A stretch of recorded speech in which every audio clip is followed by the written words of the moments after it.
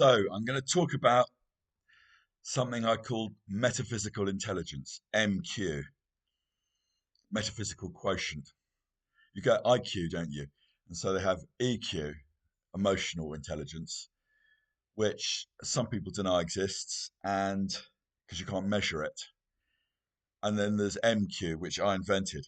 Now, IQ, some people, it doesn't measure anything apart from your ability to do a certain kind of puzzle. Um, well, I don't think they know what it measures, but they know that it is the best predictor we have of like success across a range of um, skills, careers, jobs, yeah, in life. Yeah, a high IQ means you're good at everything. Yeah, but uh, if you've got a high IQ, you tend to be good across the board. But as your IQ gets really, really high, it tends to differentiate a bit. You tend to be a kind of genius or something. And if your IQ is below 80, they won't let you in the American army because it's too complex. The technical stuff you have to do, they're just not able to do it. So it's one of those unfair things in life, and it's a gift. IQ. It's something we're born with. You didn't earn it, so don't don't don't walk around being proud of being smart. And I realised that it's dawned on me in the last few years. I don't actually think of myself as smart, and I don't judge other people by whether they're smart or not. I mean, I love it to have a kind of quick fire conversation with that, where I have to with someone where I have to just sort of keep up. But it's not what matters to me. It's not how I think, whether or not I've got a high IQ. By the way, my voice is a bit croaky because I bought some new speakers. I mean, you wouldn't believe them, and I put on Paint It Black, Rolling Stones, and I was dancing and I was roaring like I've never roared before. Yeah, it's to do with the shape shifting side of me bursting out because I haven't done it for a while, and I've never lost my voice because of it. But there you go. So, but IQ, it is limited. Yeah, so people can think they're better than other people because they're smarter, and well, I'll lead them to their delusions. Yeah, that's just how people work. We think we're better than other people because of whatever we've got, whether we're smart or whether we think we've got good looking or we're wealthy or good at cricket. We tend to identify with what we're good at. Um, but high IQ doesn't mean um, that you're ethical or that you're moral or that you're thoughtful about um, the values that you live by. I mean, you'll be thoughtful about ordinary, everyday, practical tasks because you've got high IQ. You're good at that. Now, there's a there's a psychological paradigm that's been developed through research that describes people, and they deliberately take any kind of judgment out of it. The acronym's OCEAN: openness, conscientiousness, extroversion, agreeableness, and neuroticism. Uh, but there's a sixth one that the researchers want to add, but it hasn't really caught on. It's honesty and humility. And you can kind of see why it hasn't caught on because in a way, it adds a moral dimension to it, which this doesn't do. It's not trying to make people better or worse. It's just describing how you are. Um, and I think it ties in with what I call metaphysical intelligence. And metaphysical intelligence also ties in with faith. So, are we honest with ourselves? Yeah. Just because you've got a high IQ doesn't mean that you're kind. It doesn't mean you're honest about yourself and your motives for doing things. In fact, if you've got a high IQ, you're probably very good at rationalizing. Yeah. Maybe being really eloquent. Going on for ages. How could this guy possibly be not telling the truth? He's so eloquent at giving his reasons, and they all add up, and it's so beautiful. They're things I could never thought of. But no, no. So if you're a Gemini, maybe you're good at that. Rationalization. Um, No, so it's that kind of honesty with ourselves that matters. In a way, that's a gift. Yeah, you can build on it. Yeah, you can't really develop your IQ much. You can't make it higher. You can make it lower, but you can't make it higher. But you can practice being honest with yourself. It requires a lot because you need to be able to be not too dependent on how good you are at stuff and how good you are at looking at stuff. Because when you're honest, you're talking about the stuff where you're not so good. You need to be able to handle that. Um, Dr. Johnson said that people only admit to what they can afford to admit to. Yeah, so if they're doing this big display of how crap they are at something, well, actually, secretly they know they're bloody good at this, that, and the other, and that makes it okay. But it makes them look humble, makes them look like on a level with everyone else. So it's not that type of honesty that I'm talking about. It's not something. It's not something for display. It's just a matter of observing, but without judging. So that's one aspect of metaphysical intelligence. Another is kind of knowing that this life's a dream, that it's a creation. I was talking to someone the other day, they're very smart, a lawyer. Yeah. They're convinced that, you know, consciousness is just what happens in the brain, and that sooner or later science will explain everything. And they can defend that position very smartly. But if you're thoughtful, you can see it's not true. I mean, you can see neurons firing in the brain. You can see how they correlate to feeling happy. But what it actually feels like to be happy, well, you have to be in it to know it. You can't describe it from the outside. You can just describe the various neurochemical electrical correlates for it. So consciousness can't be described by science. And this just seems impossible for a lot of people to grasp. I mean, they've done all these years of trying to investigate scientifically consciousness, and where they've got to is it's a greater mystery than ever. They don't even know where to start. They don't, because it's the subjective dimension, you see, and science only describes the objective dimension. So you don't need a high IQ just to be able to see this. You just need just a modicum of metaphysical intelligence, and you realize that life is this dream. It's this ongoing creation of consciousness, and that you can hang loose to it.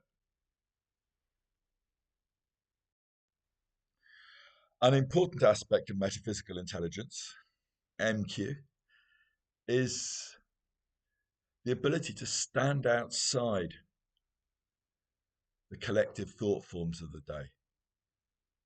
There's always a way in which the collective is thinking, and it tends to be one sided about it. You know, they're very pro Trump or they're very anti Trump. Yeah. They believe absolutely in the climate emergency. Yeah. Um, I could go on listing it. I mean, COVID, well, we saw it there. We saw how people, they get told to think something and they believe it's reality. If you've got a modicum of MQ, you can stand outside of that and go, no, no, doesn't feel right. Yeah. Again, this is where having a low IQ can help because the high IQ might help you persuade you of there's all these complex arguments, yeah, around climate or weather. Yeah, so you just believe it because it's, because you can sort of half understand them, but you might have this gut response that goes, nah, you know, and if you come from a background in society that doesn't value high IQ, like working classes like that, they can be quite suspicious of it. They go to the other end, you hear stories about that. They get really mistrustful of someone who goes to university. But anyway, if you don't overvalue the IQ, then you trust your bodily responses, your visceral responses, the intuition, the feeling, and it can protect you. It can save you from these, because you may not be able to think your way out of these collective currents, but unless you really do your research, but you might just be able to go, no, something about that doesn't feel right, and you maybe haven't had that trained out of you, that ability to trust your instinctive responses. We get it trained out of us by the education system. That what we trust is theory and evidence, and intuition and feeling are merely subjective. Well, subjective at the end of the day is all there is.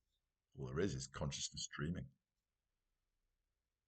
So that's another aspect of MQ, being able to trust, learning to trust those responses. And often we learn to trust those responses by what happens when we ignore them.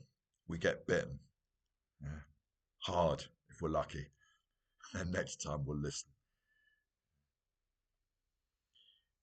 And another aspect of MQ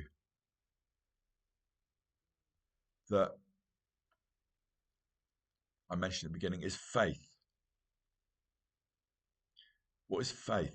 I mean, faith, it's got this connotation of blind faith. When we think faith, we think blind faith, believing something that you've just been told. It's on blind authority. But that's not the real nature of faith. It does have authority in it, but it doesn't come from outside. It's not blind authority. It comes from within. It comes from that intuition and feeling that I was talking about. Yeah. You have a sense, you have a kind of knowing, yeah, that this universe is alive. There is consciousness in plants, there is consciousness in animals, there is consciousness in rocks. It's just something you feel. I think the onus on anyone who says there isn't is to prove that there isn't. It's not for us to prove that there is. Why wouldn't it have consciousness? We have consciousness. This inner dimension, this subjective dimension. Surely everything has an outer and an inner, an objective and a subjective. So you feel the aliveness of the universe, and you feel this calling within you. There's something you love, something you want to do, something that gives meaning to your life. That is maybe the central characteristic of metaphysical intelligence, is that you have something that you love that gives meaning to your life.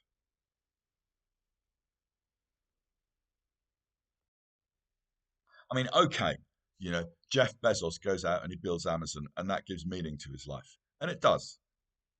And I'm not going to judge him either way for that. Yeah. But what's the difference? It's when it's tied up with who you become. Yeah. It's when you're having to lean on something outside of you. Yeah. To validate you. Yeah. I mean, people who acquire a lot of wealth and status, they can be really fragile underneath it. They're really leaning on it. Look how personally Donald Trump takes criticism. Yeah, in some ways he's got the thickest skin ever, but in other ways, oh, he's so. it's, it's a comedy, really. I'm not writing him off either. I'm just saying, just observing. So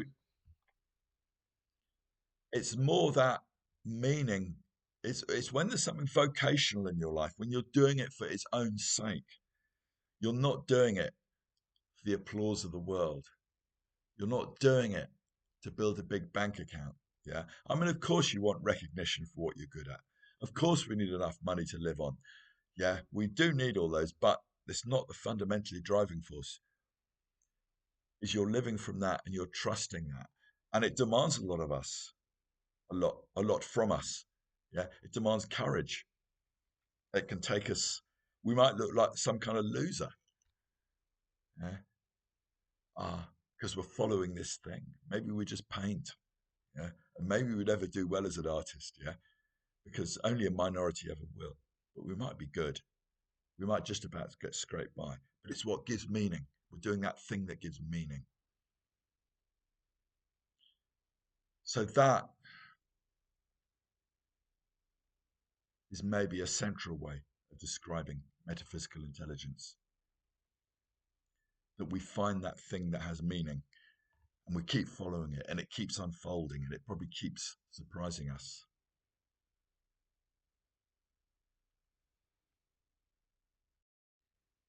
And that daemon, because that's what it is, that connects us to everything. Yeah? The daemon isn't personal, it's something that lives us. Yeah? Our self is just a shell that will be discarded when we die. Yeah, it's a useful vehicle, but really, when you look into what the self is, it doesn't measure up really. It sort of dissolves. But yeah, that daemon, it does connect us to everything. Yeah. We have it connect. We feel, and it's so meaningful. I mean, that's one of the reasons I love astrology, is it tells us the sky stories. Yeah, at the moment we were born, these bigger stories that were woven for us. Yeah, that are living through us. And yeah, we have faith in that. So coming back to faith, I think I kind of lost that one a bit. Yeah, faith. Um, faith is based on seeing. Yeah, it's seeing that everything is alive. It is seeing that there is meaning running through the universe. Yeah. There's the soul running through the universe. We feel that, and we rejoice in that. We delight in that. And so, what's the difference between that and Christian faith? Because I watch quite a lot of podcasts. They sort of tell me about the world, and there's a fair bit of Christianity floating around in it at the moment. A number of them have got Christian leanings. Okay, fair dues. Personally, I think that it's like, well, we need to understand why it fell apart. Yeah. If you want to resuscitate, you need to work out why it fell apart. And none of them seem to do that. Anyway, one of them put me onto this, you know, go and find out about Christianity in this easy course. I thought I'd go and have a look. And basically, they were just trying to convert me. Even though she's a good podcaster, she runs a podcast called Maiden Mother Matriarch. And she's got all sorts of, well, she's against the sexual revolution. Yeah. So there you go. You get a sense of her. Anyway, she's just into her Christianity. And what they begin with is Christ was this pivotal point in history. Yeah. You've got a before and after. Yeah. Christ changed everything. Yeah. And I go, well, no, he got some good teachings. He could do some miracles. Yeah. Etc. Etc. But there are other guys like that. There are plenty of other guys like that. So don't pull that stunt on me. Don't do this. Yeah. Why does he have to be this unique thing? It's just not true. You're not being honest. Yeah. Because you look around the world and you can see there's these other figures who really had stuff to say. Yeah. I've been reading about Fool's Crow lately. Frank Fool's Crow, great medicine man from the 20th century. He could really heal people just as good as Jesus. And he had plenty of wisdom to share as well. That's interesting. He became a Catholic because that's what, the whites wanted him to do. But he refused to start with. He goes, no, my God, i.e. the Great Spirit. Yeah. You're saying you've got the only true God. No, my one is the same one. And he said, I refuse to go until they changed their minds. And so the local ones, clearly they did change their mind because then after, he was happy. He was happy to go. So faith in that sense of, you know, here's the guy who changed history. He is unique. He has the answers. He came here to save us. Yeah. He died for our sins. Fucking hell. Yeah. I like that line of Patti Smith. Jesus died for somebody's sins, but not mine. Um, I think coming back to metaphysical intelligence, I think that shows um, Not an entire lack of metaphysical intelligence, but it's not very high. It's not very high. Yeah. Because faith is a subtle thing. You can never pin it down like that. As soon as you think you got it pinned down, it moves. So they have got some metaphysical intelligence because they do feel that there is more to life than just the material. Maybe that's a way of summing up metaphysical intelligence. There is more to life than just the material. This is something you feel. You can't prove it, of course, but you can feel it and you can trust that feeling. And that's the most important thing you can ever trust. That's what will save you. That's what will give you your life. Is being able to trust that feeling. There's something else. There's another meaning. Yeah. It's never anything to be put into words. Meaning is something that's lived. Meaning is an experience. And so what they've done, they've reached out towards this faith that there's something more, and they've come to a premature synthesis. Yeah. It's like, oh, there was this guy here. Yeah. And that's, well, it's rooted in some kind of psychological limitation in them that wants certainty. Yeah. And wants even a feeling that someone has done it for them. Yeah. At some level.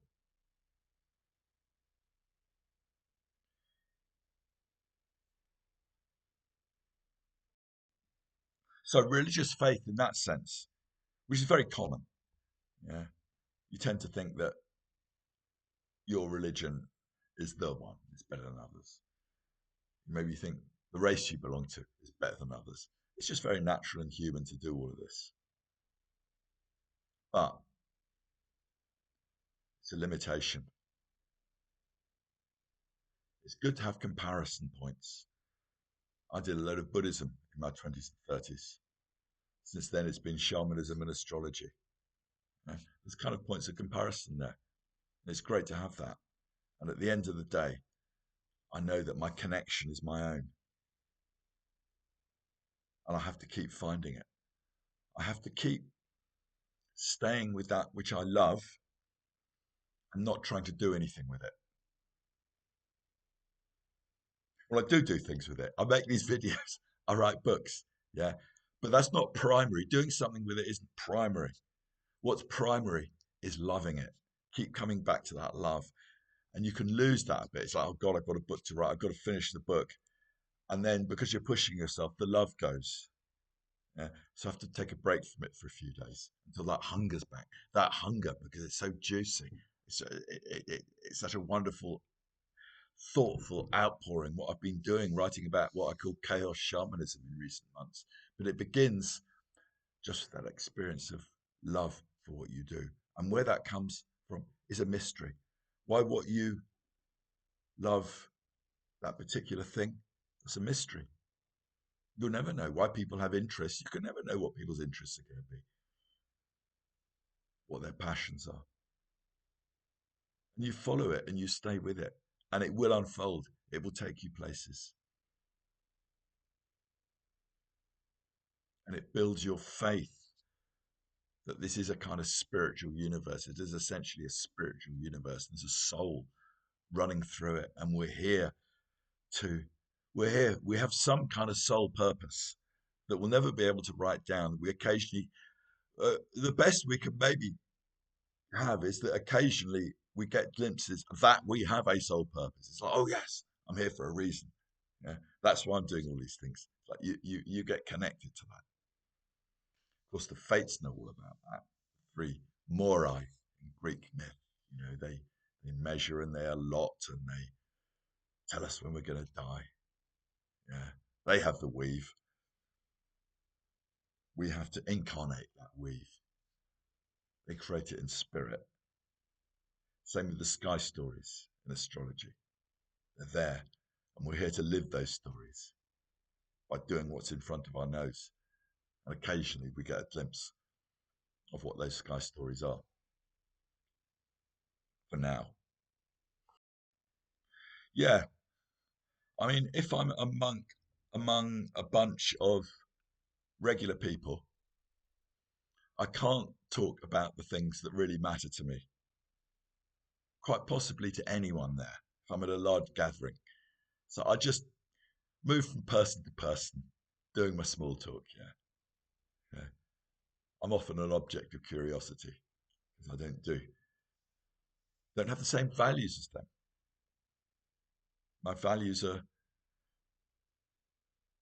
well, this is another aspect of it. Your values are your own. You find what your values are through life and through your challenges and the decisions you make. You look at the decisions you make. Oh yeah, actually, I'm that type of person. You reflect on it. So yeah, muggles, worldlings. I mean, you've got to be careful with this because you don't want to end up putting down people. Oh, they're just worldlings. Yeah, muggles is a way of making fun of it. Yeah, keeping it humorous. Yeah, muggles from Harry Potter. They're people who don't believe in magic or can't do magic. Um, we need to own that. We need to own that we have this drive in us, if you like, this metaphysical quest that isn't, so evident in most of the people you meet. And so there's no point in complaining about it or wanting your family to be different to anything that they are. Just accept they are like they are. They're normal people. Once you stop wanting them to be anything other than just normal and dysfunctional, you'll be more at ease with who you are. And I'm saying this because we really need to own this metaphysical quest, this metaphysical intelligence, if you like. Really own it. Yes, I am different. I have this. Yeah. And it's really quite special and it's really important and it brings light to the world. Yeah. I don't mean this in a messianic, you know, sort of way, egotistical way. I don't mean it like that. I mean it in the sense of just really tuning into that light in you, that that ongoing challenge in you to keep living from that depth, that unique thing in you whose values are not the same as everyone around you, that does not think the same as everyone around you. We do our best to kind of merge and to be useful and to be helpful, but we have this thing in us that we're living from. And that, ladies and gentlemen, is your MQ. Bye for now.